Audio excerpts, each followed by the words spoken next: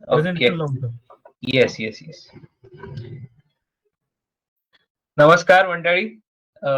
आज आपलं 6वं वेबिनार आहे आणि जे सर्व आपल्यासोबत जॉईन झाले आहेत, अनेक विद्यार्थी आहेत, शेतकरी आहेत, काही कृषी संशोधक आहेत, कृषी अधिकारी आहेत, या सर्वांचं मी मनापासून स्वागत करतो. आजचं जे वेबिनार आहे त्याचा विषय आपण असा ठेवला आहे की माती आरोग्य आणि त्याची समृद्धी. मातीचं आरोग्य का महत्वाचं आहे हे आपण आज पाटसकर सरांकडून समजून घेणार आहोत. बऱ्याच वेळेला आपण शेती म्हटलं की उत्पादनाकडे आपला कायम भर असतो, आपलं लक्ष असतं.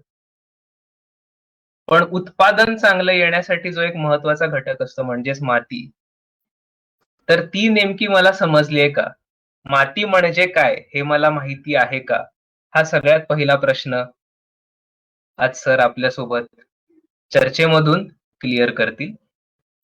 त्याचसोबत चांगली माती कशी ओळखावी, काय गुणधर्म असतात बाबा चांगल्या मातीचे, तर ते सुद्धा आपण आज समजून घेणार आहोत. अशा काय गोष्टी आहेत ज्याच्यानी मातीचा ऱ्हास होतो म्हणजे सॉइल डिग्रेडेशन होतं. काय गोष्टी केल्या पाहिजेत, काय गोष्टी नाही केल्या पाहिजेत, जेणेकरून मी मातीचा ऱ्हास टाळू शकेन. अशा काही टिप्स सुद्धा आज आपल्याला पाटसकर सर यांच्याकडून मिळणार आहेत.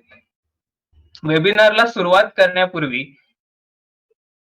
डॉक्टर बाळासाहेब सावंत कोकण कृषी विद्यापीठ याचे अनेक शास्त्रज्ञ व स्नेहसिंधू कृषी पदवीधर संघ याचे सदस्य आपल्याला या वेबिनार मालिकेसाठी मदत करत असतात. तर त्या सर्वांचे मी मनापासून आभार मानतो. पाटसकर सरांचा थोडक्यात परिचय मी तुम्हाला देऊ इच्छितो. पाटसकर सर हे डॉक्टर बाळासाहेब सावंत कोकण कृषी विद्यापीठाचेच विद्यार्थी आहेत. सध्या ते ॲग्रो इनपुट मार्केटिंग सर्व्हिसेस या कंपनीचे डायरेक्टर आहेत. सरांनी भारतात संकरित भाजीपाला बियाणं सादर केलं.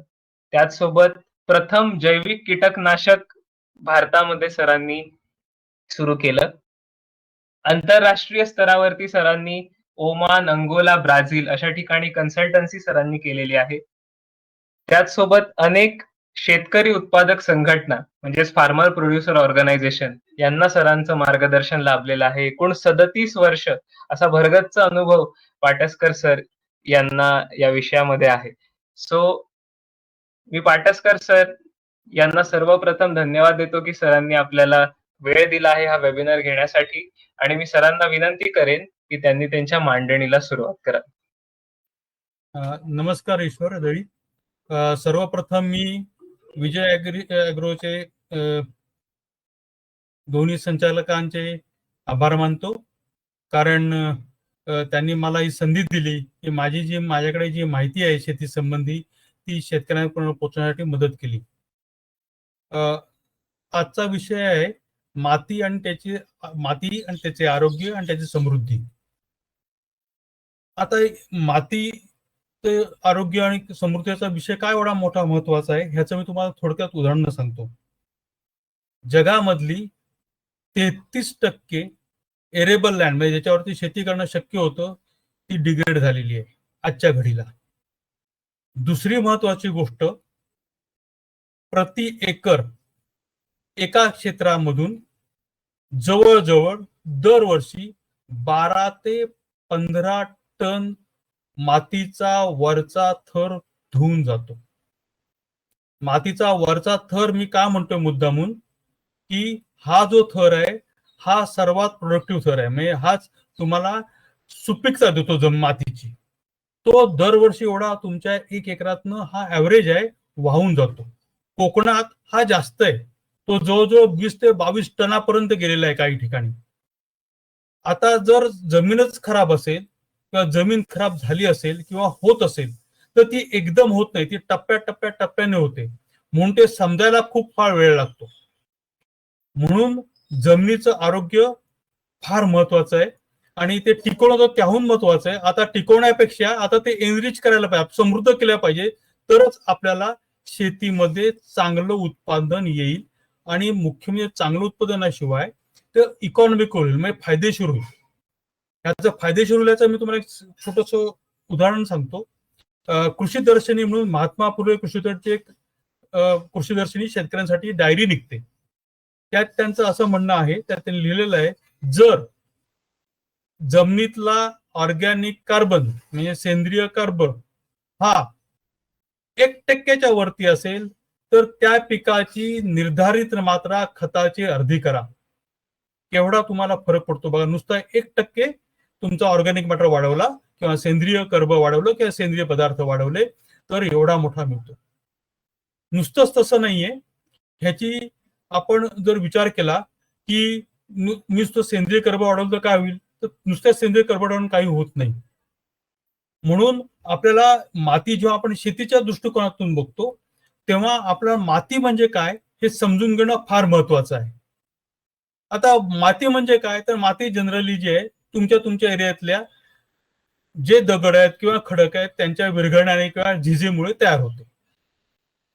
दुसरी अशी महत्वाची आहे की माती जेव्हा तयार होत जाते तेव्हा वेगवेगळ्या प्रकारचे पार्टिकलचे सायझेस तयार होतात. ते पण तुमच्या पिकासाठी फार महत्वाचे आहे. दुसरी महत्वाची गोष्ट आहे की त्या दगडामधले किंवा खडकामधले जेवढे न्यूट्रियन्स किंवा मिनरल्स आहेत ते तुमच्या मातीमध्ये अन्नद्रव्य स्वरूपात तुमच्या पिकाला उपलब्ध होतात.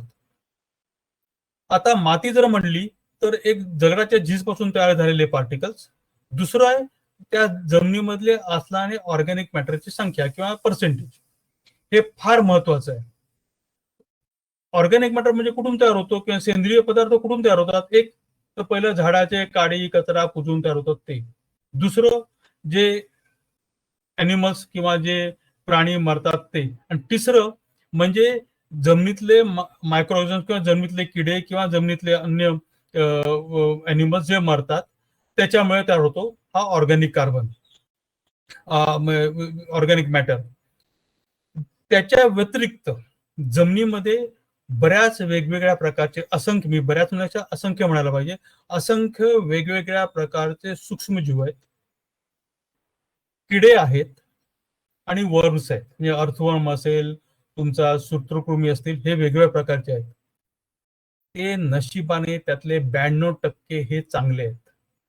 जे 7-8% चांगले नाहीत त्याचा सुद्धा आपल्या पर्यावरणासाठी आणि आपल्याच पिकासाठी सुद्धा उपयोग आहे. उदाहरणार्थ मी तुम्हाला सांगितलं की मर, मूळ कुजव्या, खोड कुजव्या आणि सड हे जमिनीपासून होणारे जे जंतूंपासून होणारे जे रोग आहेत हे सुद्धा चांगले आहेत असं म्हटलं तर तुम्हाला थोडंसं आश्चर्य वाटेल.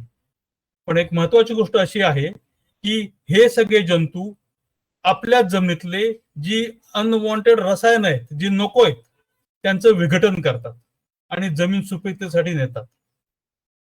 ह्याचा मोठा फरक आपल्याला पडतो. आणि हे जर टिकवायचे असतील, जर आपल्या सूक्ष्मजीव किंवा वर्म्स, त्याचा मोठा मोठा उपयोग आहे ऑर्गॅनिक सेंद्रिय कार्बनचा किंवा सेंद्रिय पदार्थांचा, जे ह्याच्यामुळे तुम्हाला त्यांचं जीवनच मुळे सूक्ष्मजीवांच्या सेंद्रिय पदार्थांवरती आहे.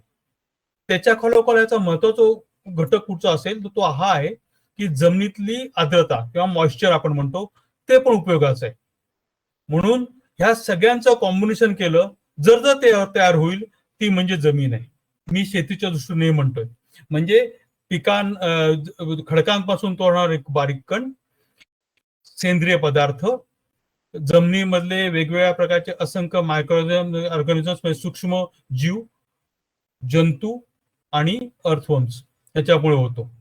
आता जर जमीन बघायचं झालं किंवा माती बघायची झाली तर माती आपल्या दृष्टीने रिन्युएबल सोर्स नाहीये, म्हणजे तो परत तयार होत नाही. हे टिकवणं फार महत्वाचं आहे. एक साधी माती म्हणजे कमीत कमी जर तयार व्हायची असेल 6 इंचाचा किंवा 5 ते 6 सेंटीमीटरचा नुसता थर, तर त्याला कमीत कमी 200 वर्ष लागतात आणि जास्तीत जास्त 1000 वर्ष लागतात. त्यामुळे आपल्याला दृष्टीने बघायला गेलं तर माती ही रिन्युएबल नाही, म्हणजे तुम्हाला परत त्याचा सोर्स मिळणार नाहीये. म्हणून ही टिकवणं फार फार फार महत्वाचं आहे. आणि हे टिकवणं फार सोपं आहे, म्हणजे असं नाही की तुम्हाला काय मोठं करायला लागेल. आणि ह्याचे माती टिकवण्याचे किंवा मातीचं डिग्रेडेशन करणारे निम्मे जी कारणे आहेत ते आपणच तयार केलेली आहेत. काही नैसर्गिक आहेत, काही माणसाने तयार केलेली आहेत. म्हणून आपल्याला हे जमीन म्हणजे काय आपण बघणं फार महत्वाचं आहे, तरच त्याचं आपण आरोग्य टिकवू शकू. म्हणून मी जमीन म्हणजे तुम्हाला यामध्ये काही पॉईंट सांगितले, कॉम्पोजिशन जमिनीतली सांगितली. आता आपण जमिनीचे पुढचं आपण बघू. हा तुम्हाला एक चित्र दिसतंय बघा. ह्याच्यामध्ये तुम्हाला जमीन अशी आडवी तुम्हाला कापलेली मुद्दाम ट्रान्सफर सेक्शन मध्ये आम्ही काढलेला आहे. ह्याच्यात तुम्ही जर बघितलं असेल, वरचा तो 1 ते 2 फुटाचा जो थर दिसतोय तो जास्त सॉफ्ट आहे, मऊ आहे आणि तो जास्त ब्लॅक पण आहे. ह्याचं कारण असं आहे की हा जो थर आहे हाच सर्वात जास्त न्यूट्रिएंट्स तुम्हाला देतो. ह्याच्यातच सर्वात जास्त तुमच्या बॅक्टेरियाची ऍक्टिव्हिटी होते. ह्याच्यातच जास्त तुम्हाला अन्नद्रव्याची उपलब्धता मुळांना होते आणि मुळं सुद्धा जी तंतुमुळं असतात, जी तुम्ही फिडर रूट्स म्हणतो आपण, ज्याच्यामुळे अन्नद्रव्य शोषली जातात, ती सुद्धा जास्त ह्याच्यामध्येच असतात. त्याच्या खालच्या थरामध्ये सपोर्ट सिस्टम असते, म्हणजे जे सोटमूळ जातं ते खाली जातं आणि जेव्हा वादळ येतं तेव्हा हे झाडाला पडू देत नाही किंवा पिकाला पडू देत नाही. आणि त्याचा खालचा जर तो तुम्ही बघितला असेल, थोडासा तुम्हाला तो ओला दिसतोय बघा, आणि त्याच्या खाली एकदम खडक आहे, बरोबर आहे ना. हा ओला थर जो आहे तो पर्क्युलेशन धरून ठेवतो आणि हा खालचा जो लाकडाचा थर आहे तो खालनं ह्याचा थर आहे जो खडकांचा, तो त्याला सपोर्ट करतो. आणि या खडकांचा कायम विदरिंग होत असतं. विदरिंग म्हणजे ते झिजत असतात. आता याची गंमत बघा, जर वरनं पाऊस पडला, त्या पावसाचा पाण्याचा जो पीएच आहे किंवा सामू आपण म्हणतो, तो 5.5 ते 6.5च्या दरम्यान असतो. जमिनीच्या वरचा जो थर आहे आपला हवेचा, ह्याच्यामध्ये 72% नायट्रोजन. जेव्हा पाऊस पडतो तेव्हा काय होतं बघा, वीज कडाडते आणि वीज कडाडल्यावर त्याच्यापासून NO2 किंवा हे तयार होतात. हे पाण्यात विरघळून जमिनीत पडतात. त्याच्याबरोबर कार्बन डायऑक्साईड आणि पाण्यात मिसळतो आणि तो जमिनीत पडतो आणि होताना हे कार्बोनिक ऍसिड किंवा वीक ऍसिड तयार होऊन पडतात. त्यामुळे जमिनीचा पीएच ह्याच्यामुळे तुमचा मेंटेन होतो किंवा राखला जातो. तो तसाच ठेवणं आपल्यासाठी जरुरीचं आहे.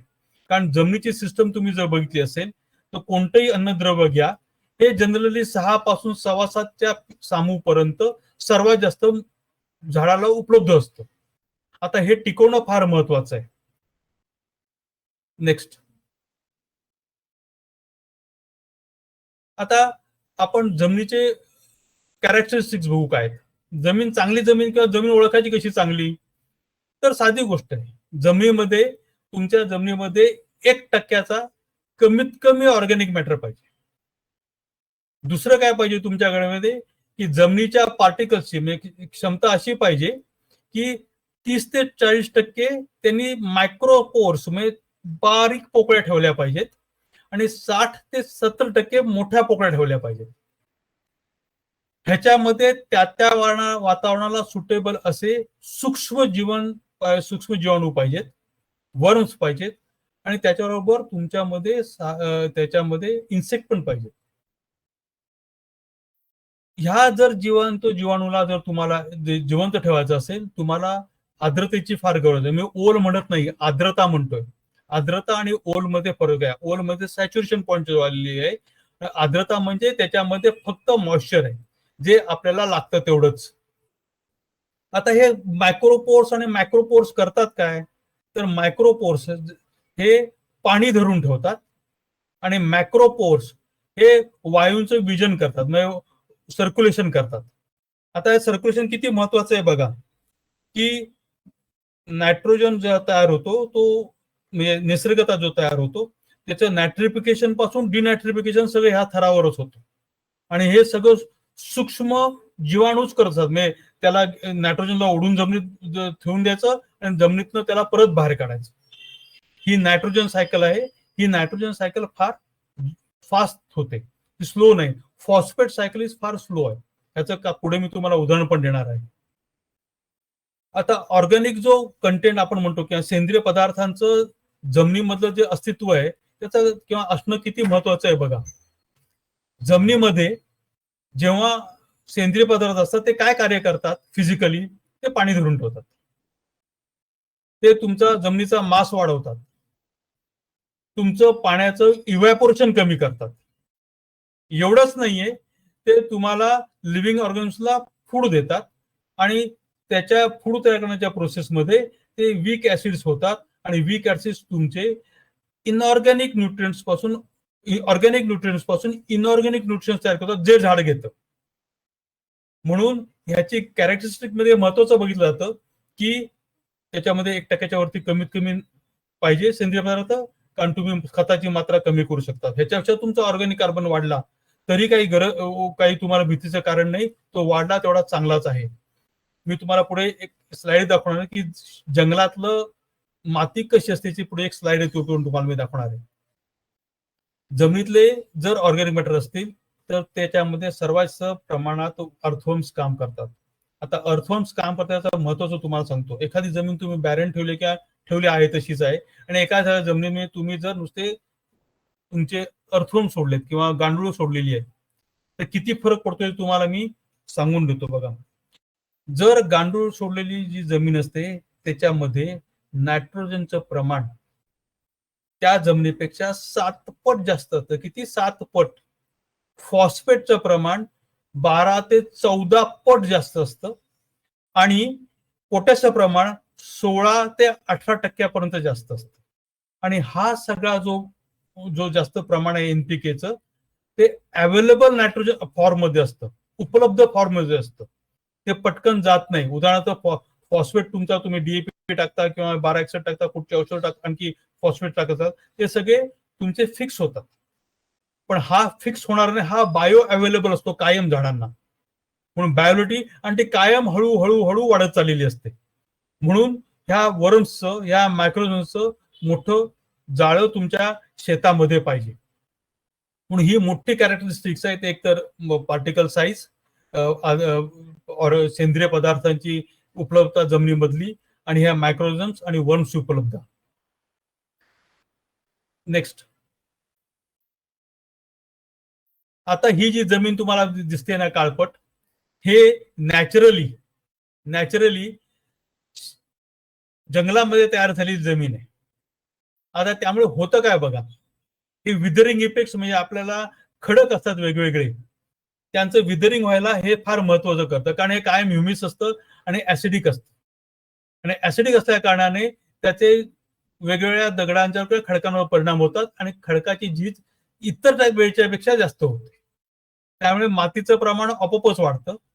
दुसरंच हे नव्हे, तुम्हाला थोडीशी माती काळपट पण दिसत असेल, त्याचं मेजर कारण आहे की ह्युमस, आणि ह्युमस हा असल्याशिवाय तुमची तंतुमुळांची वाढ फार कमी होते. तर ह्युमस असेल तर तंतुमुळ चांगलं होणार.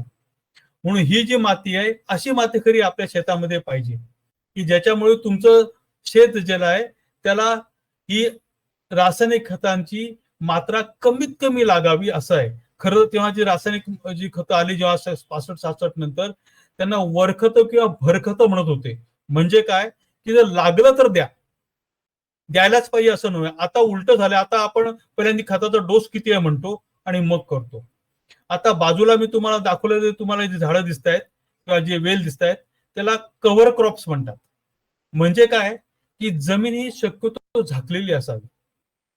जी उघडी जमीन असते किंवा जेवढी माती असते ती डिग्रेड फास्ट होते. म्हणजे काय होतं, जेव्हा तुमचा पाऊस पडतो आणि जमीन उघडी असेल आणि ऑर्गॅनिक कार्बन नसेल किंवा त्याच्यावर कव्हर क्रॉप नसतील तर पहिल्यांदा फ्लॅश इरोजन होतं. म्हणजे काय होतं, थेंब पडला की मातीचे छोटे छोटे कण वेगळे होतात. मग फिंगर इरोजन सुरू होतं. म्हणजे काय होतं, की शिरा दिसायला लागतात जमिनीवरती की माती वाहून गेली, आणि त्याच्या पुढे त्यातून ते गली इरोजन सुरू होतं, आणि गली इरोजन सुरू झालं की मातीचं डिग्रेडेशन फास्ट होतं. अशी माती परत तुम्हाला पिकाखाली आणायला खूप वेळ लागतो, म्हणजे त्याचा चांगला सपोर्ट घ्यायला खूप वेळ लागतो जमिनीचा. माझ्या मते जर चांगली माती असेल तर तुम्हाला खताची मात्रा जवळजवळ 75% कमी करून सुद्धा चालते. आता हे फक्त वेगवेगळ्या पिकांच्या बाबतीत आणि वेगवेगळ्या जमिनीच्या बाबतीत वेगळं असू शकतं, पण 50% तुम्ही नक्कीच करू शकता. दुसरी महत्वाची गोष्ट सांगतो मी तुम्हाला, की आपण बऱ्याच वेळा जमीन खूप नांगरतो. काही लोकांना तर वाटतं की जमीन तापवली पाहिजे. खरं निसर्गता तशी जरुरी नाही. निसर्ग जेव्हा सपोर्ट सिस्टम आहे त्याच्यामध्ये जमीन जेवढी झाकलेली तेवढी जास्त तुम्हाला अन्नद्रव्य आणि सपोर्ट सिस्टम देईल. तेवढंच नव्हे, आपण जेव्हा अन्नद्रव्य आपण केमिकल रूपात टाकतो, नत्र, स्फुरद, पाला, झिंक, आणखी काही तुम्ही टाकता किंवा मायक्रोन्युट्रिएंट्स टाकतो, ट्रेस एलिमेंट्स टाकतो, मिनरल्स टाकतो, हे सगळे समप्रमाणात उपलब्ध करून द्यायचे असतील झाडाला, तर अशा चांगल्या मातीची जरुरी आहे. नाहीतर काय करायला काय होतं की जास्त नत्र जातो वरती, पान जास्त पातळ होतं, लांब होतं आणि ते जास्त कीड आणि रोगांना बळी पडतं. काय वेळेला काय होतं, झाडाची वाढ खूप, शाखीय वाढ कमी होते, झाड खूप वाढतं पण फुलंच कमी लागतात. काही वेळा काय होतं की फुलं लागतात आणि फुलं गळून पण पडतात.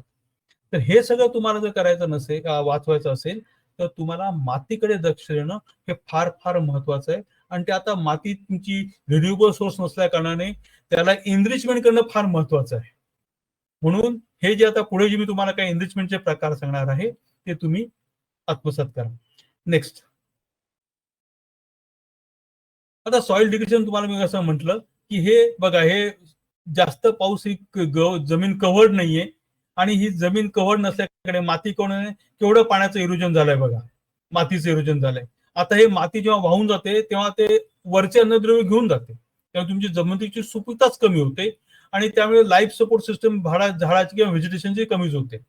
त्याच्या खालचा जर तुम्ही बघितला असेल, तुम्ही खालचा जर त्याचा बघितला असेल एक फोटो, त्याच्यामध्ये मुद्दाम तो फोटो टाकलेला आहे बघा, त्याच्यामध्ये माती ढसळली आहे.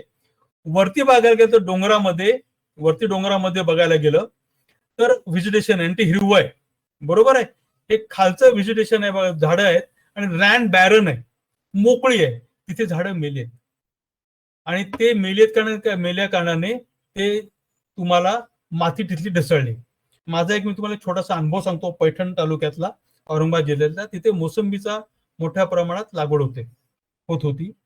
तिथे आम्ही मोसंबीच्या एका शेतामध्ये गेलो आणि बरेच 2 वर्ष त्या शेतकऱ्याला पाणी होतं. साहेब म्हणले पाणी नाहीये, आता ही झाडं सगळी अशी वाढली आणि आता मेलेली आहे. आणि आम्ही कुठे उभं बोलत होतो माहितीये, त्याच्याच शेतातल्या आंब्याच्या झाडाखाली बसून. मी त्याला म्हटलं, तुझं आंब्याचं झाड का नाही मेलं? तुझी स्वतःची बाकीची शेती जमीन एवढी कोरडी झाली, पण तुझं आंबे झाड आपण बसलोय ते नाही मेलं. नॅचरली तसंच इथे वरती तुम्हाला दिसतंय बघा, सेकंड स्लाइड मध्ये वरची झाडं चांगली आहेत, खालचं झाडच काय मिळालं आणि तिथली जमीन कशी झाली बघा.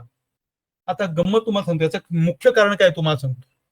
जेव्हा जमिनीतला सेंद्रिय पदार्थांची टक्केवारी 1% वरती जाते, तेव्हा एका एकरामध्ये 75,000 लिटर पाणी जास्त शोषलं जातं.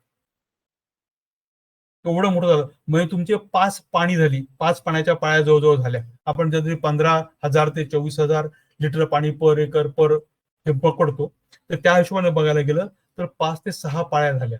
एवढंच नव्हे, तुम्ही जर बघितलं असेल, जर जमीन कव्हर असेल किंवा ऑर्गॅनिक मॅटर चांगला असेल तर पाण्याचं इव्हॅपोरेशन, बाष्पीभवन हे निम्म्याने कमी होतं. म्हणजे बॅरन लँड तुम्ही बघताय खालची किंवा नांगरलेली जमीन आहे, त्याचं आपल्याकडे जो हिशोब आहे, म्हणजे किती प्रमाणात पाणी उडतं जमिनीतनं, तर आपल्याकडे 8 mm चा सोर्स आहे. म्हणजे काय, 8 mm म्हणजे 8 मिलीमीटर पाणी पर स्क्वेअर मीटर, एवढा त्याला 8 mm म्हणतात. म्हणजे किती, तर 1 चौरस मीटर मधला वरती 8 mm म्हणतो तेव्हा 8 लिटर पाणी उडलेलं असतं. किती, 8 लिटर. पण जेव्हा तुम्ही ऑर्गॅनिक मॅटर असतो तेव्हा हे प्रमाण 2.5 ते 3% वरती येतं. दुसरी गोष्ट की जेव्हा पाऊस पडतो, जर ऑर्गॅनिक मॅटर किंवा सेंद्रिय पदार्थ जास्त असतील तर फ्लॅश रिव्युशन जवळजवळ 90% कमी होतो, त्यामुळे मातीची धूप जवळजवळ थांबते. दुसरी महत्वाची गोष्ट, जे पाणी समोर जातं किंवा पुढे वाहून जातं ते क्लीन असतं, ते स्वच्छ असतं आणि ते विथ ह्युमस असतं. ह्युमस असल्या कारणाने तुम्ही जे पीक ते लावणार आहात त्यात तुम्हाला त्याचा मोठा बसतो. आता सॉइल डिग्रेडेशन होण्याचे 2 प्रकार आहेत. एक, आपण डिग्रेडेशन झालं म्हणजे काही कॉम्पोनंट सॉइल मधले लॉस होतात, म्हणजे ऑर्गॅनिक मॅटर लॉस होतो, न्यूट्रन लॉस होतात किंवा सगळेच कॉम्पोनंट लॉस होतात आणि बॅलन्स पडते आणि खडक दिसायला लागतो. आता हे 2 प्रकारे होतो डिग्रेडेशन, किंवा तुम्ही म्हणतात की ते एक पहिलं म्हणजे नॅचरल डिग्रेडेशन, खूप धो पाऊस आला, जमीन वाहून गेली, किंवा पाऊसच नाही पडला, या दोन्हीमुळे इरोजन होतं. तो पाऊस पडला नाही, मॉइश्चर कमी झालं, जमिनीतलं पार्टिकल्स लूज होतात आणि इझिली ते वाऱ्याबरोबर वाहून जातात.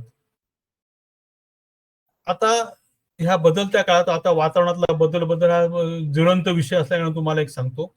युट्रेक्टला, हॉलंडच्या एका युनिव्हर्सिटीमध्ये, युट्रेक्ट नावाचं गाव आहे, युट्रेक्ट युनिव्हर्सिटी आहे हॉलंडमध्ये, त्यातल्या सायंटिस्ट लोकांचा एक रिसर्च झालेला आहे की ह्या बदलत्या वातावरणामध्ये हे जमिनीतले मायक्रो ऑर्गॅनिझम, सूक्ष्म जीवाणू आहेत, ते अडॅप्ट व्हायला शिकले, ते राहायला शिकलेले नाहीयेत. जर हे राहायला त्या शिकलेले नाहीयेत, तर जसं जसं वातावरण तापत जाईल किंवा वातावरणाला बदल वाढत जातील, तसं तसं तुमची जमीन आपोआपच डिग्रेड होईल. म्हणजे तुम्ही काही करा ते आपोआपच डिग्रेड होईल. आता ही जमीन दुसरं एक महत्वाचं काम करते, ते आपल्याला अजून माहितच नाही. ते सरफेस एनर्जी बॅलन्स करते. म्हणजे काय करते की वातावरणातला बदल शॉक सारखी शोषून घ्यायचा तिचा विचार असतो. पण जेव्हा जेव्हा तुमच्या जमिनीमध्ये ऑर्गॅनिक मॅटर असेल आणि तुमच्या जमिनीमध्ये मॉइश्चर असेल, म्हणून हे फार महत्वाचं आहे की नॅचरल डिग्रेडेशन थांबवायचं असेल तर तुम्हाला वरती ऑर्गॅनिक मॅटरचा थर पाहिजे. दुसरं महत्वाचं म्हणजे काय माहितीये का, डिग्रेडेशनचं जे मॅनमेड आहे, म्हणजे कोण करतं तर आपण सगळे करतो. काय करतो, पहिलं काय म्हणजे शेती म्हणजे आपण जमीन खूप नांगरतो, आडवी उभ्या पाळ्या मारतो, बरोबर आहे ना.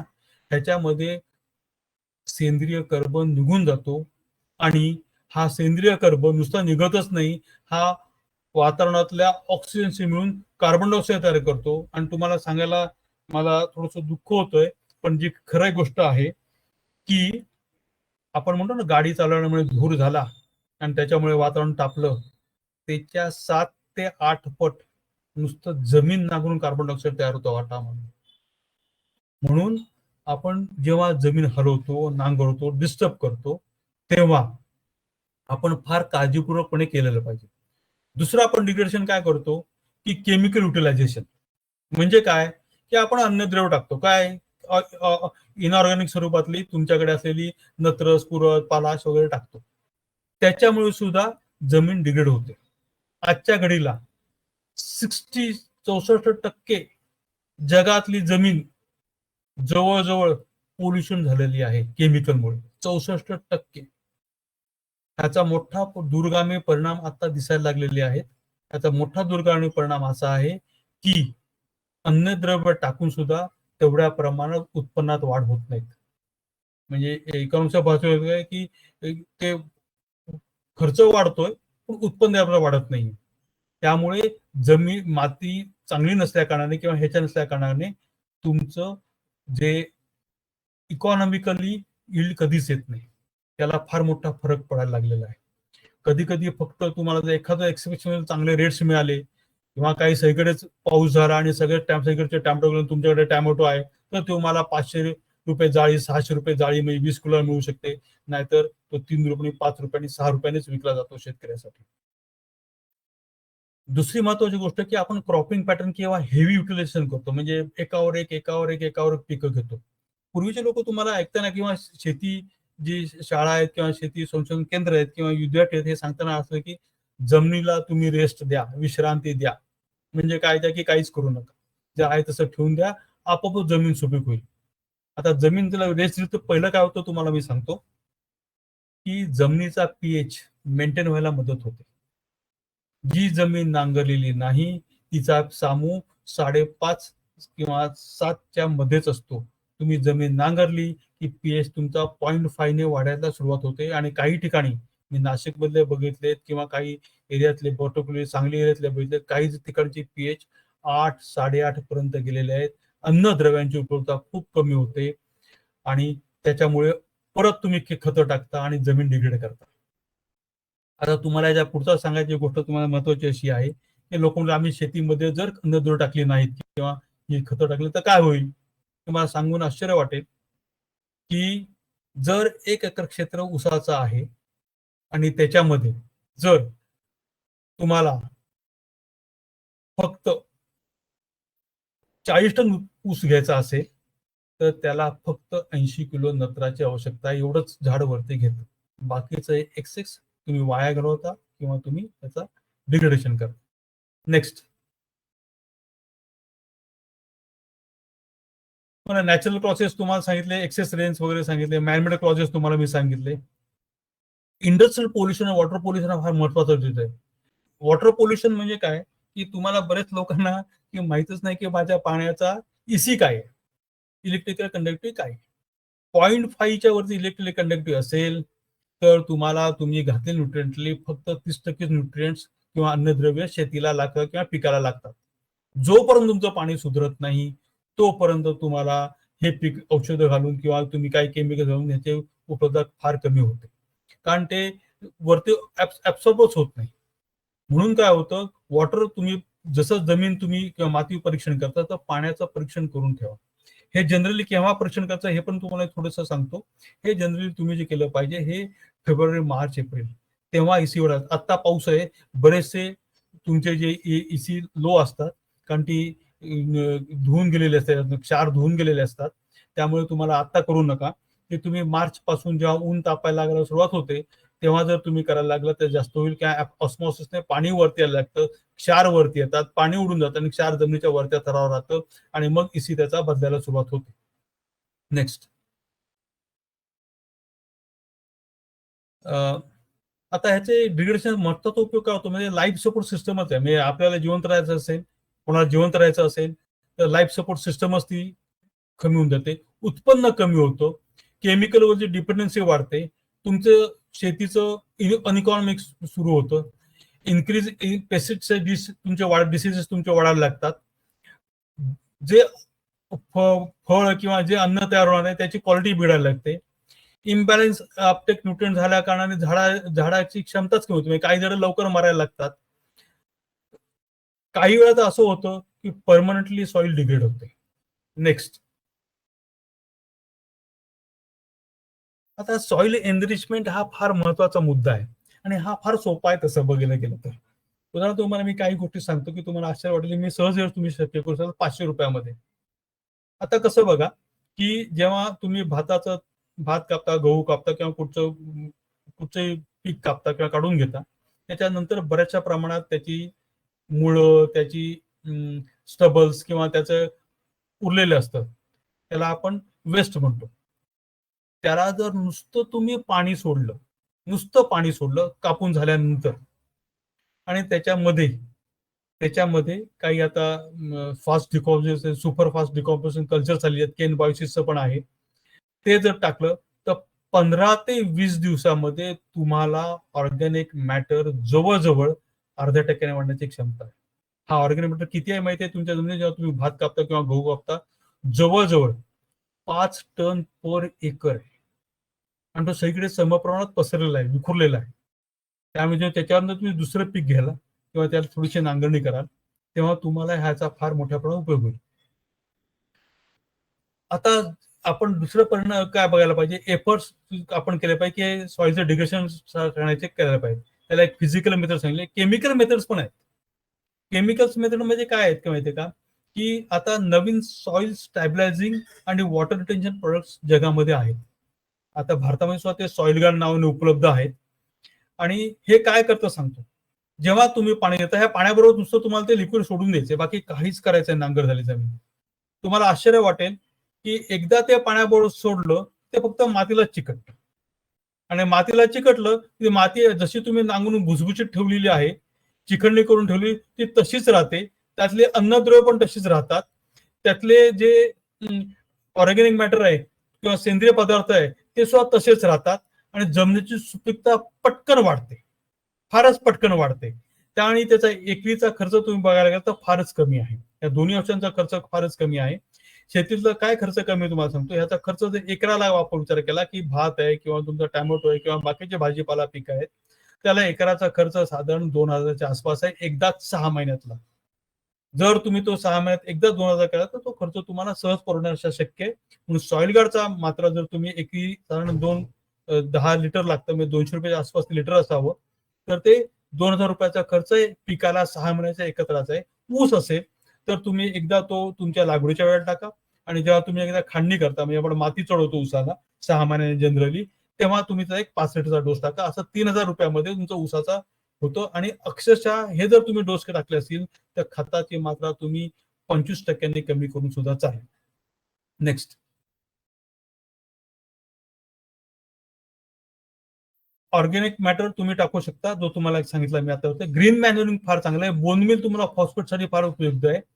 मी जनरली बघितलं कोकणातल्या शेतकरी म्हणून मी हे ऍप्लिकेशन मायक्रो कन्सोर्शियम मध्ये टाकलेलं आहे. बीजीए म्हणजे ब्ल्यू ग्रीन अल्वी किंवा हरित शेवाळ त्याला आपण ह्याच्यामध्ये म्हणतो. हे मोठ्या प्रमाणात तुमच्या नायट्रोजन तुमच्या भात शेतीसाठी मुद्दाम लावू शकतं. आणि ते तुम्हाला जसं वेंगुर्ला आहे तिथे तिसरं स्टेशनमध्ये त्याचं बियाणं मिळू शकेल बीजीएचं शेवाळाचं. ते काय सोबत खड्डा करायचा, त्याच्यामध्ये पाणी भरायचं, त्याच्यामध्ये शेवाळ सोडायचं, आपोआपच वाढतो, उचलायचं आणि जमिनीत टाकून द्यायचं. एवढं सोपी प्रोसिजर आहे.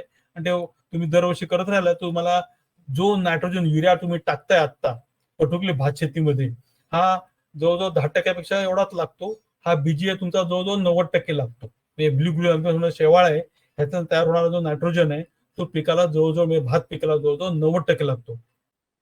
दुसरं तुम्ही करा, महत्वाचं आहे की जेवढी जमीन तुम्ही खरडू शकता तेवढी, म्हणजे नांगरणी कमी करा जेवढी करण्याच्या तेवढे. जर मधली पाळी आपण काय केला, आपण वखर मारतो, तो वखर मारणं कमी करा.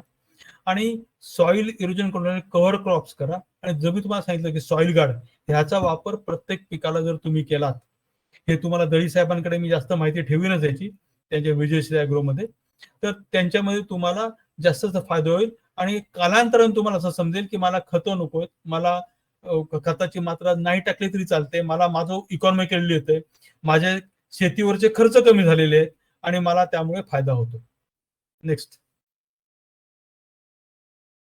हे काही ट्रायल्स आम्ही घेतल्या होत्या सॉइल गार्डच्या, त्याचा तुम्हाला मी फोटो दाखवलेत. हे बघा, एक सॉइल गार्ड ट्रीटेड आणि सॉइल गार्ड अनट्रीटेड सॉइल्स आहेत. हे इरोजन झालंय बघा इकडच्या बाजू, डाव्या बाजूच्या मध्ये. ह्या दुसऱ्या बाजूमध्ये कुठेही प्रकारचं इरोजन झालेलं नाही. एवढंच नाही, पाणी समप्रमाणात सगळीकडे लागलंय. पाणी आपण जेव्हा देतो तेव्हा किंवा पावसाचं पाणी पडतं तेव्हा व्हर्टिकल मुवमेंट होते, त्यामुळे पाणी मुरतं. हे हॉरिझॉन्टल मुवमेंट जाण्याच्या कारणाने पाणी जास्त काळ तुमच्या शेतीमध्ये किंवा मुळांच्या संपर्कात राहतं. बाजूचा जो फोटो आहे तो आम्ही मुद्दाम सॉइल गार्ड ट्रीटेड आणि सॉइल गार्ड अनट्रीटेड मध्ये दिलेला आहे. याच्यामध्ये जर्मिनेशन पर्सेंटेज मध्ये केवढा फरक आहे बघा. बाजूचा अनट्रीटेड मध्ये तुम्हाला जर्मिनेशन कमी असतंय, कारण ते येणार आहे नंतर, पण जिथे माती जिथे कमी दबले तिथे आधी आलेली आहेत, म्हणून पिकं कमी असतं प्रमाणात तिथे होतात. हे सारख्या प्रमाणात उगवलंय, त्यामुळे अशा पिकासारखं उगवणाऱ्या पिकांमध्ये, झाडांमध्ये जास्त तुम्हाला शाखीय वाढ दिसेल, जास्त तुम्हाला उत्पन्न. नेक्स्ट, आता हे तुम्हाला देखो अँटी कॅपिंग म्हणजे माती गच्च होते है ना, चिखलणी केल्यामुळे आपण काय होतो, वारंवार चिकण करून ती रूज लावी. तुम्हाला एका चिकणीमध्ये एवढं तुम्हाला माती लूज मिळेल. आता तुम्ही जर बघितलं असेल त्याच्यामध्ये की आपण एकामध्ये साधी पाणी सोडलं, एकामध्ये सॉइल गार्ड आणि पाणी सोडलेलं आहे. ते इकडची जी डाव्या बाजूचं आहे ते सॉइल गार्ड आणि त्याच्यामध्ये सोडलेलं आहे. ह्याच्यामध्ये तुम्हाला जमसेल की माती भुसभुशीत दिसते, इकडची माती गच्च झालेली आहे. नेक्स्ट, हे जर्मिनेशन पर्सेंटेज मधला फरक आहे. क्रॅकिंग आलाय बघा बाजूच्या, जिथे कंट्रोल, जिथे मार्क टाकलेलं नाहीये तिथे क्रॅकिंग आलंय, जमीन दुबगली बघा. आणि उगवण शक्ती पण कमी झालेली आहे. आणि उजव्या बाजूला तुम्ही बघितलं तर क्रॅकिंग नाहीये आणि उगवण पण जास्त चांगली आलेली आहे. नेक्स्ट, ह्याच्यामध्ये मला तुम्हाला हे सांगायचं की वॉटर स्ट्रेस आम्ही दिला होता की समजा पाऊस पडतो, आपण रोप लावतो आणि पाऊस पडतो आणि नंतर मोठी गॅप पडते.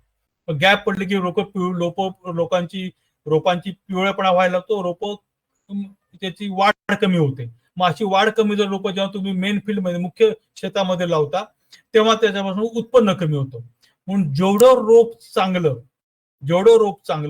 तेवढं तुमचं उत्पन्न चांगलं. म्हणून सॉइल गार्ड हा वॉटर स्ट्रेस मध्ये तुम्हाला फार महत्वाचा फायदा करतो. आपण उलटा सिनेरिओ बघू की एक्सेस पाऊस झाला, जास्त पाऊस झाला तरी सुद्धा हा परिणाम येतो, कारण जमिनीला इतकी गच्च होते की मुळांना वाढायलाच जमीन मिळते. त्यावेळेला हे जमीन पोकळ ठेवल्या कारणाने ही रोपं आणखी चांगली वाढतात आणि त्यामुळे तुमचं नुकसान कमी होतं. तुम्हाला भात पिकं ज्यांनी लावणार आहेत किंवा ज्यांना आता रोपं टाकायचे त्यांनी सॉइल गार्डचा जवळजवळ वापर करणं अनिवार्य आहे. नेक्स्ट, धन्यवाद. आता मी हा सेमिनार असा विचार करतोय की आपल्यासाठी ओपन करावा आणि कोणाला काही प्रश्न असतील तर सांगावे. काही प्रश्न आमच्याकडे आलेले आहेत ते मी कॉमनली आता घेऊनच टाकतो, म्हणजे त्यात बरेच जणांचं समाधान होईल असे माझ्या अपेक्षा आहे. पहिला प्रश्न असा आहे की एकाचा जो आंब्याला आलेला आहे की साका येतो आंब्यामध्ये, त्यासाठी काय करायला लागेल. साका आंब्यामध्ये होतो, सगळ्या झाडांना येत नाही. हा काही लोक म्हणतात जेनेटिक पण असेल किंवा फिजिओलॉजिकल डिसऑर्डर पण असू शकते. पण आता आपल्याला ह्याच्यापासून वाचायचं तर काय करायचं, साका आयडेंटिफाय झालेली झाडं तुम्ही बऱ्याच शेतकऱ्यांनी आयडेंटिफाय करून ठेवली असते, याच्यामध्ये साका आहे म्हणून. काय काय आयडेंटिफाय नसता करतात, पण काय तुम्ही करून ठेवा. त्याच्यासाठी सोपा उपाय आहे, अगदी एकदम सोपा आहे. प्रत्येक झाडाची 10-10 फळं काढून ठेवावी. ती वेगवेगळ्या ठिकाणी तुम्ही त्याचं पिकाला घालावी, ज्याच्यामध्ये साका दिसेल त्या झाडाचा साका आहे असं आपण अनुमान मांडू शकतो. आता हे कमी कसा करायचा साका, तर एकदम सोपा उपाय आहे.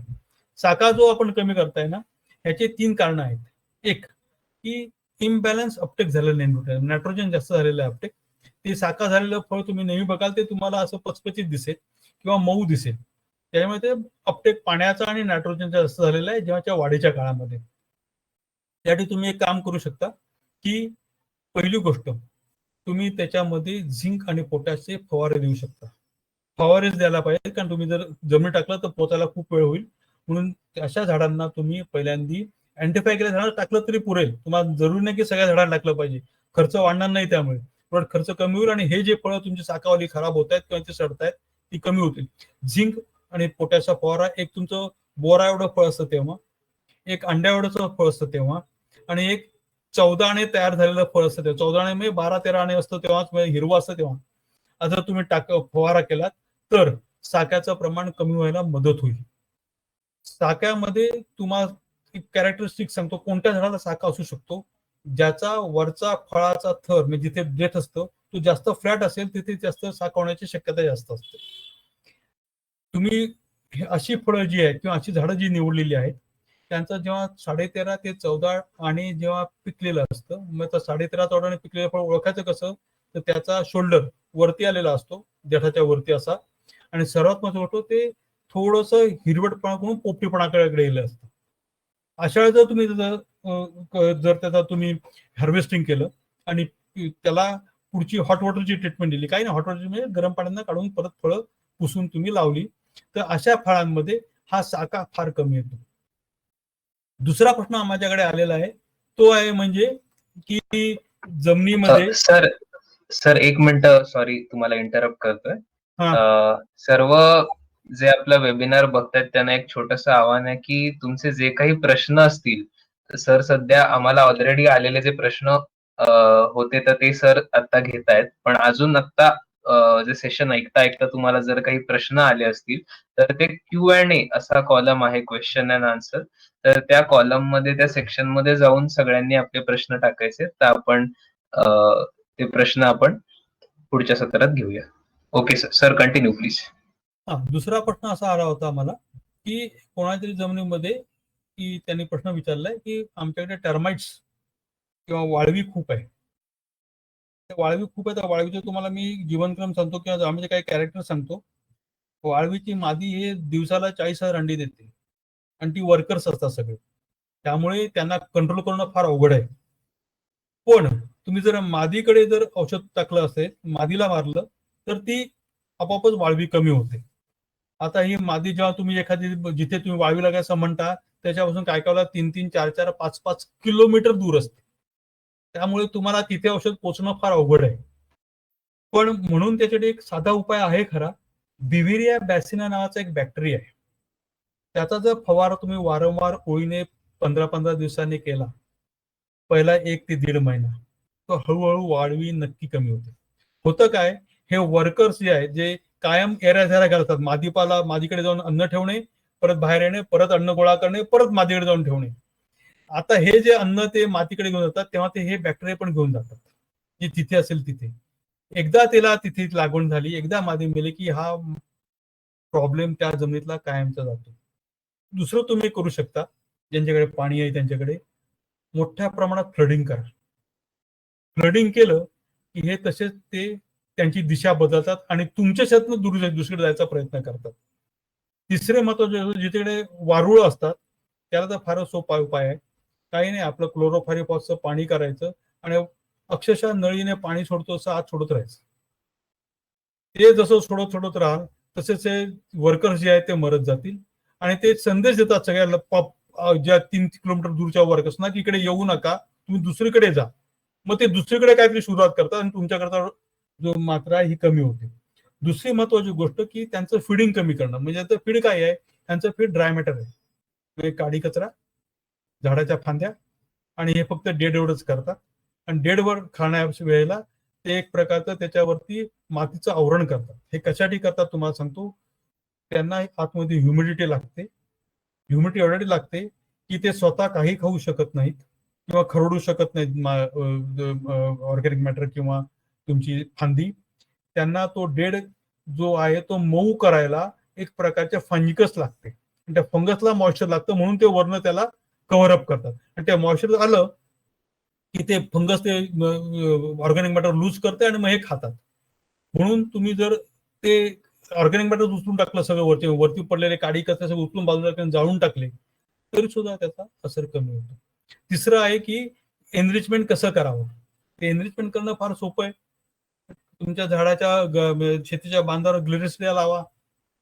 तो ग्लिरिसिया मऊ असताना वरचा तुमचा कापून तो झाडात तो फक्त पसरावा मातीमध्ये, आपोआप तो 3 महिन्याने चढेल. ऑर्गॅनिक मॅटर म्हणजे मोठ्या प्रमाणात होईल. आणि असा हा ग्लिरिसियावाला नायट्रोजन पण जास्त देईल तुम्हाला. तुम्हाला नायट्रोजनची मात्रा कमी लागेल. नसेल तर तुमच्या आजूबाजूचं गवत जे आहे ते बी तयार होण्याच्या आधी, म्हणजे त्याला फ्लॉवरिंग व्हायच्या आधी कापा आणि ते टाका. त्याच्यामुळे तुमचा फॉस्फरस वाढेल आणि तुमचं बाकीचे परकुरी अन्नद्रव्य वाढतील आणि जमिनीमध्ये ऑर्गॅनिक मॅटर वाढेल. तुम्हाला दुसरा उपाय सांगतो. तुम्हाला जर बऱ्याच ठिकाणी असं असेल, जसं तुम्ही गवत किंवा मुरघास, तुम्हाला माहिती असेल गाईचा चारा आपण साठवून ठेवतो त्याला मुरघास म्हणतात, तसं हा साठवून ठेवा. कापून कापून हिरवा तो आपोआपच सडेल आणि तो परत जमिनीमध्ये टाकून द्या. हे एवढ्या जरी केलं तरी तुम्हाला, मला वाटतं तुमच्या शेतामध्ये तुम्ही आरामात 1% वरती सुद्धा ऑर्गॅनिक मॅटर वाढवू शकता. फक्त तो त्याचा ऱ्हास होऊ देऊ नका. जास्तीत जास्त कमीत कमी नांगरट करा, तुम्हाला फायदा होईल. काही काळजी करू नका. नांगरट कमी झाली, ज्या ज्या ऑर्गॅनिक मॅटरची जमीन मृदूच असते, मऊच असते, त्यामुळे तुमचे मुळांची वाढ, रोपांची वाढ सगळी चांगली होईल. जंगलामध्ये असंच होतं. या जंगलामध्ये कशाला, तुम्हाला जर बघायचं असेल चांगला उपाय आहे त्याचा, तर तुम्ही केळीच्या बागांमध्ये बघा, जे बाजूला सकर्स किंवा आपण म्हणतो बाजूला ते सकर्स असते, जे आपण पुढे लावतो परत शेतामध्ये, ते खूप चांगले येतात, कारण त्यांना जमीन तिथे भुसभुशीत असते, बाकी काही नाही. पुढचा प्रश्न असा होता जो आलेला आहे की क्षारपट जमीन जे आहेत त्या करायच्या असेल तर काय करायला लागेल. क्षार हे आता मला माहित नाही, पुढच्या बऱ्याच प्रकारांमध्ये होतात. जास्त पाण्यात दिल्यामुळे जमिनीत क्षारपट होते. काय काय वेळेला आपण समुद्राच्या जवळच्या जमिनी आहेत त्याला पण क्षारपट होतात. आणि काय काय आपण एक्सेस ही जी केमिकल्स होतात त्याच्यामुळे क्षारपट होतात. क्षारपट जमिनीला 2 प्रकारे आहे. तुम्ही एक सल्फर टाकू शकता. दुसरं सल्फ्युरिक ऍसिड, जर ड्रिप वगैरे इरिगेशन असतील तर सल्फ्युरिक ऍसिड टाकू शकतो. जनरली शेतकरी टाकतातच आहेत आता. आणि अशी जमीन जी आहे तिला कमीत कमी पाणी द्या आणि त्याचं एकदा फ्लडिंग करा. केव्हा केव्हा फ्लडिंग कराल? मार्चमध्ये, की जमिनीतले क्षार ते वाहून जाऊन देत बाहेर. हे फ्लडिंग केल्याने तुम्हाला 10-15 दिवस पाण्याची गरज पडणार नाही. मोठं नुकसान पण होणार नाही. जे पीक तुमचं लागले तर काही मोठं नुकसान होणार नाही. पण फ्लडिंग करणं फार महत्वाचं आहे आणि ते खरंच करायला पाहिजे. नाहीतर तुमचे एकदा ते जमीन क्षारपट 8-8.5च्या वरती गेली, ते रिकव्हरी करणं फार महत्वाचं होतं. आणि सॉल्ट बर्न सुरू होतात. ज्यांच्याकडे पानांची कॅनॉपी म्हणजे किंवा पानाचा आकार तुम्ही म्हणा तो कमी झालेला आहे, पानांच्या कडा त्याच्या ज्याच्या अशा ब्राउनिश दिसायला लागलेल्या आहेत, त्यांच्याकडे जमिनीचा पीएच 8%च्या वरती ऑलरेडी गेलेला आहे. अशा जमिनीला तुम्हाला जास्त नांगरट करून चालणार नाही. त्याच्यावर ऑर्गॅनिक मॅटरचा फार मोठा तुम्हाला मारा करायला लागेल. त्याचं एक साधं उदाहरण तुम्हाला मुद्दाहून सांगतो मी. एक शेतकरी आहेत सांगवी नावाच्या सायकड्याच्या गावातले, त्यांच्याकडे आम्ही गेलो होतो. तर त्यांच्या ऊसामध्ये सॉल्ट बर्न फार लगेच समजता येतो. ऊस असतो, वरती पान जास्त ऊसाचं, त्याच्यामध्ये 2 पिवळ्या लाईन दिसतात, ते समजा खाली सॉल्ट बर्न आहे. म्हणून मी त्याला म्हटलं, तो साहेब ह्याला काय करू, म्हटलं ह्याला तू आता काहीच करू नकोस, आपण रटून क्रॉप म्हणजे खोड घेतो, याचं उत्पन्न घेतो, त्याच्या म्हटलं जो पाला पाचोळा पडेल तो तिथेच पडून दे. तू एक सुद्धा त्याला पाण्याची मात्रा कमी कर. त्याला तू अजिबात खत म्हणजे झिरो दे आणि गंमत बघ. त्याने होय नाही करता 5 एकरातलं 1 एकर क्षेत्र मी सांगितलं तसं केलं. खोटं तो घरी सांगायला आला होता माझ्या ऑफिसला, की साहेब जिथे आम्ही काहीच केलं नाही तिथे उत्पन्न चांगलं आणि आता तिथले पानं चांगली आहेत माझ्या ऊसाची. एवढं ऑर्गॅनिक कार्बनचं महत्व आहे. आणखी आता कोणाला काही प्रश्न असतील तर मला विचारावेत. जे माझ्याकडे माहिती आहे त्याप्रमाणे मी त्याचा प्रयत्न करेन. सर, काही प्रश्न आपल्याला येत आहेत Q&A सेक्शन मध्ये. तर M.V. पोद्दार सर यांच्याकडून एक प्रश्न आहे की सॉइल गार्ड जे आहे त्याची कॉस्ट आणि अवेलेबिलिटी बद्दल सर विचारतात. हे साहेब कुठच्या एरियातले आहेत? पोद्दार सर, आपण प्लीज आपला जो एरिया आहे तो प्लीज तिथे टाकावा. किंवा तोपर्यंत आपण तुम्ही पंकज दळवीकडे जरी याची नोंदणी केली तरी मी त्यांना त्या कंपनीला सांगेन की यांच्याकडे उपलब्ध करून द्या म्हणून. लातूर सर, लातूर. लातूरला मग तुम्ही रांदड एजन्सीच आहे लातूरला, बघा त्यांच्याकडे विचारा. त्याच्याकडे नसेल तर मग आम्ही ते अवेलेबल करून देऊ, तिथे काही हरकत नाही, तुम्हाला मिळायची शक्यता आहे. Okay sir, okay. अजून एक प्रश्न आपल्याला येतोय पंकज दळे सरांकडून. लॅट्रॅटिक सॉइल मध्ये टर्माइटचा प्रॉब्लेम मोठा आहे, क्लोरोने कंट्रोल मिळेल का? कशाने? क्लोरो. ऍक्च्युली तुम्हाला सांगतो, लॅट्रॅटिक सॉइल हा जास्त प्रोन आहेत, कारण का त्याच्यामध्ये पोकळी जास्त आहे, त्याच्यामध्ये क्ले कमी आहे. ज्याच्यामध्ये सॉइल मध्ये ब्लॅक सॉइल जिथे क्ले जास्त आहे ती तुम्हाला टर्माइटचा असर कमी दिसतो. आता ह्या लॅट्रॅटिक सॉइलला करायचं काय, तर क्लोरोपायरीपासून नुसतं कंट्रोल मिळणं अवघड आहे, खरं सांगतो अवघड आहे. कारण का की ते इकडचा मोल तिकडे करतात, फक्त दिशा बदलतात, तिथेच राहतात. याला बेस्ट वे तुम्ही बिव्हेरिया बॅसिनाचा डोस कायम देत राहा. एकदा त्याला ती लागण झाली, कारण ते फक्त जागा बदलतील, बाकी काही करणार नाही. आणि तुम्ही किती मारणार आहेत त्यांना? 40,000 पर डे निघतायत, एवढ्या संख्येने निघतायत, तुम्ही किती मारणार आहात? एक ऑर्गॅनिक मॅटर कमी करायचं, वरती जे पडलेले झाडाचे बुंदे आहेत काय ते हटवणे, ते जाळून टाकणे, हा उपाय करण्याला खाणं नाही म्हटल्यावर ते येणार नाहीत. दुसरं असं आहे, मी तुम्हाला सांगायला हरकत नाही, म्हणजे एके ठिकाणी आम्ही गवताची चटई टाकली होती, दुसऱ्या दिवशी खाल्लं सगळी चटई खाल्लेली होती, एवढा त्याचा स्पीड आहे. त्यामुळे तुम्ही, आणि त्यांना त्याचा वास गंध पटकन येतो अगदी, त्यामुळे आपल्याला ते म्हणजे शक्यच नाही त्यांना कंट्रोल करणं. जसं त्याला फक्त नॅचरल कंट्रोल एकच आहे, फ्लडिंग करायचं मोठ्या प्रमाणात, की त्यांना म्हणजे तुम्ही ते राहू नका, थोडक्यात ते फ्लडिंग करायचं. आणि बिव्हेरिया बॅसिना क्लोरोपायरीफॉस टाकल्यानंतर 15 दिवसांनी बिव्हेरिया बॅसिनाचे 2 फवारे तुम्ही जर मारले तर तुम्हाला, आणि ते मोठ्या प्रमाणात मारायचे, एकरी 2-2, 3-3 किलो तुम्ही मारले तरी चालेल, स्वस्त मटेरियल आहे आणि सहज उपलब्ध आहे. आणि त्याच्यामुळे मग तो तुम्हाला 2 महिन्यांत त्याचा असर तुम्हाला नक्की कमी व्हायला लागेल. हे असं एमपी मध्ये आम्ही सनावत जवळ बघितलेलं आहे, बडवा जवळ. Okay sir, okay.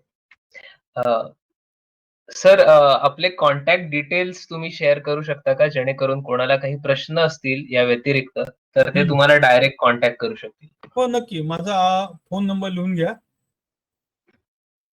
माझा फोन नंबर आहे 9889882798 किंवा 8308993773.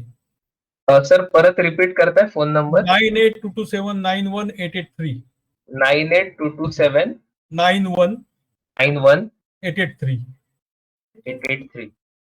886 सॉरी. ओके, 886. 9822791886. आणि तुम्ही ना माझा पाठवलं तर त्याला नंबर, काय हरकत नाही. जरूर जरूर जरूर. आणि काय कोणाला प्रश्न असतील तर सांगा.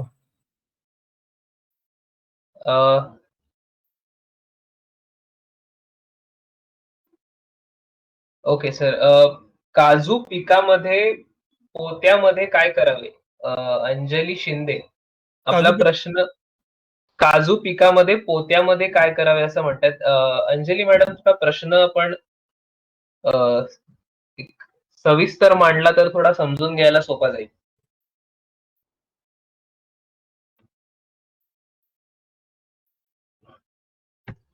पोत्यामध्ये काय करावे म्हणजे पोत सुधारण्यासाठी आहे का, असं आहे का काही? ते नीट समजत नाहीये काय म्हणायचंय त्यांना. तर आपण वेळ न वाया घालवता असं म्हणू शकतो की पोत सुधारण्यासाठी काय करायला लागेल. Okay, yes yes sir. एकदम सोपी गोष्ट आहे. जिथे काजूचं झाड आहे सर, त्यांच्याकडूनच पुढचा मेसेज, रोटा असतो त्यासाठी त्या म्हणतात. रोटा म्हणजे?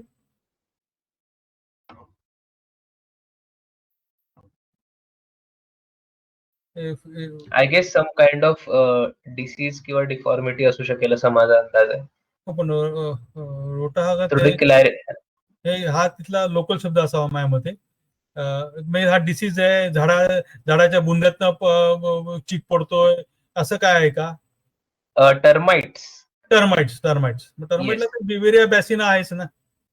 बिव्हेरिया बॅसिना क्लोरोपायरीफॉस लावू शकतात, पण क्लोरोपायरीफॉस लावताना लक्षात ठेवा, जेव्हा झाडाला मोहर येतो तेव्हा क्लोरोपायरीफॉसची तुम्ही मात्र टाकू नका कोणत्याही परिस्थितीत, नाहीतर मोहरची गळ होईल. अजिबात नाही. हे तुम्ही जे करण्याचे प्रकार आहे ते सगळे तुमचं पीक काढून झाल्यानंतर करण्याचे प्रकार आहेत. भिवेऱ्या बॅसन तुम्ही कधी शकता, म्हणून क्लोरोपायरिफॉस तुमचा आता तुमच्याकडे सगळं काजू निघून गेला, एप्रिल मध्ये जातो तसा निघून आपला, तेव्हा तुम्ही ताबडतोब करायला सुरुवात करा. आणि भिवेऱ्या बॅसन वापराच तुम्ही, तो फार महत्वाचा आहे. कारण गंमत अशी आहे की तो नॅचरली सस्टेन होतो. क्लोरोपायस कालांतराने त्याचा इफेक्ट कमी होईल, हा वाढत जातो आणि वाढत गेल्या कारणाने तो पसरत पण जातो. पसरत गेल्या कारणाने ते टर्माइट्स लांब जातात किंवा ते येतच नाहीत या भागात. Okay sir, okay. सर आता वेळेच्या मर्यादेमुळे आपल्याला वेबिनारच्या शेवटाकडे जायला लागणार आहे. या पूर्ण ह्याच्यामध्ये काय कर माहितीये का, माझा फोन नंबर तू टाईप करू शकतो असेल ना, तर टाईप करून सगळ्यांना पाठव. येस, टाईप केलेला आहे, टाईप केलेला आहे आणि सगळ्यांना पाठवलेलं आहे. या पूर्ण सेशनचं सर एक समराईज तुम्हाला करायचं झालं किंवा एक थोडक्यात मांडायचं झालं की एक मेसेज तुम्ही काय देऊ इच्छिता शेतकऱ्यांना, तर तो काय असेल? मी तुम्हाला एका मिनिटात सांगतो. जमीन रिन्युएबल नाहीये, तिचं संवर्धन करणं जरुरीचं आहे. संवर्धन करता तुम्हाला त्यातल्या ऑर्गॅनिक मॅटर हे जे किडे तुम्हाला सांगितले किंवा सूक्ष्मजीव यांचे अत्यंत जरुरी आहे, ते आता बाजारात अवेलेबल आहेत. दुसरी गोष्ट महत्वाची म्हणजे की आता मोठ्या प्रमाणात शेती असल्या कारणाने, आपण नांगरट करत असल्या कारणाने सॉइल गार्ड सारखे जे प्रोडक्ट्स आहेत त्याचा उपयोग करणं फार महत्वाचं आहे, कारण ते क्विक रिॲक्शन आहे, तुम्हाला लगेचच लागू पडतात, त्याच्यावर तुम्हाला वाट बघायला लागत नाही. सर्वात महत्वाची गोष्ट, हे जर केलं तुमचं इकॉनॉमिकल इल्ड येईल. मी म्हणत नाही की मोठे येईल, पण इकॉनॉमिकल नक्कीच येईल, कारण तुमचे खर्च कमी होतील. म्हणून जमिनीचं संवर्धन करणं आणि टिकवून ठेवणं आणि केमिकल उपयोग करणं हे फार महत्वाचं आहे. जरूर. धन्यवाद पाटसकर सर, तुम्ही तुमचा बहुमूल्य वेळ इथे दिलात. एक थोडक्यात शेवटी मी विजयश्री ॲग्रो बद्दल एक शेवटची 2 मिनिटं घेऊ इच्छितो आणि सांगू इच्छितो.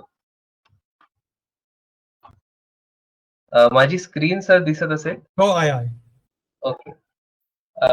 सो विजयश्री ॲग्रो मध्ये आपण मेनली फार्म मशिनरी, शेती अवजार आपल्याकडे अवेलेबल असतात. 5 ठिकाणी आपल्या शाखा पण आहेत, त्याबद्दल सुद्धा मी सांगेन. अनेक प्रकारचे पॉवर विडर, पॉवर टिलर्स जे आहेत, पॉवर रिपर, स्प्रेइंग साठी लागणारे सर्व प्रकारची जी अवजारं ती सुद्धा आपल्याकडे आहेत. आफ्टर हार्वेस्टिंग मळणी यंत्र, राईस मिल्स, फ्लोर मिल्स या सगळ्या वस्तू सुद्धा आपल्याकडे मिळतात. चाफ कटर, श्रेडर, नारळ सुपारीवर चढण्यासाठी जी यंत्र, जमीन खोदायला लागणारे अर्थ ऑगर्स, लाकूड कापण्यासाठी, झाड कापण्यासाठी चेन सॉज, गवत कापणी यंत्र, वॉटर पंप, सर्व शेती उपयुक्त प्लास्टिक वस्तू आणि मुख्य म्हणजे सर्व नमूद केलेल्या अवजारांचे स्पेअर पार्ट्स दुरुस्ती सुद्धा आपण करून देतो. पॅक्लोटा हे जे औषध आपण आंब्यासाठी वापरतो, तर ते सुद्धा औषध आपल्याकडे अवेलेबल आहे. अनेक नामांकित कंपन्यांची साथ आपल्याला आतापर्यंत लाभली आहे आणि त्यामुळेच अशा प्रकारचे वेबिनार्स असतील किंवा जे शेतकऱ्यांसाठी काम आम्ही करतो आहे, तर या कंपन्यांची साथ आहे, त्यामुळेच ते शक्य आहे. व्हीएसटी शक्ती, फाल्कन, पोलिओमॅक, Greaves, Shrachi, SP, Kisan Kraft, E agro, Honda, Suntech, Nightfield engines, steel, foggers India अशा कंपन्यांचे प्रोडक्ट्स आपण आपल्या मार्फत देत असतो. विजयश्री ॲग्रोच्या ज्या शाखा आहेत, तर त्या सध्या रत्नागिरी आणि सिंधुदुर्ग अशा 2 जिल्ह्यांमध्ये आहेत. सिंधुदुर्ग जिल्ह्यामध्ये कणकवली आणि देवगड अशा 2 ठिकाणी आहेत. तसंच रत्नागिरी जिल्ह्यामध्ये रत्नागिरी, शृंगारतळी आणि लांजा अशा 3 ठिकाणी आहेत. तर कोकणातल्या, विशेषतः कोकणातले जे शेतकरी आज असतील, त्यांना काही प्रकारच्या समस्या असतील, काही शेती अवजारं घ्यायची असतील किंवा कोणत्याही प्रकारची तांत्रिक माहिती सुद्धा हवी असेल, तरी पण ते आमच्या शाखांमध्ये जाऊन तिथल्या मॅनेजरशी, अधिकाऱ्यांशी बोलू शकतात. तुम्हाला जे आपले एक्सपर्ट्स आहेत त्यांच्यासोबत कनेक्ट करण्याचं काम आपण त्या शाखांमार्फत करू. ईश्वर, मला तुम्हाला एकच करायचं आहे, तुझ्या एवढ्या शाखा आहेत, तर सॉइल गार्ड आपण त्या शाखामध्ये त्या कंपन्यांकडून ठेवून घेऊ आणि मला वाटतं पुढचा कार्यक्रम आपण जो करावा ना, तो शेतात करावा आणि त्याचं रेकॉर्डिंग दाखवा. जरूर सर, जरूर, नक्की. त्याचा फायदा जास्त चांगला होईल शेतकऱ्यांना. बरोबर. सो ऍक्च्युली कोविड कारणामुळेच आपण या प्लॅटफॉर्मचा वापर करू असं म्हटलं, पण तुम्ही म्हणताय तसं शेतामध्ये जाऊन प्रॅक्टिकली करण्यामध्येच खरं व्हॅल्यू ऍडिशन आहे. पुन्हा एकदा सर्वांचे धन्यवाद आणि पाटसकर सर तुमचे सुद्धा धन्यवाद.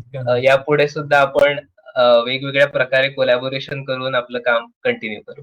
चालेल चालेल, धन्यवाद. धन्यवाद सर्वांचे धन्यवाद. वेबिनार संपला असं मी जाहीर करतो.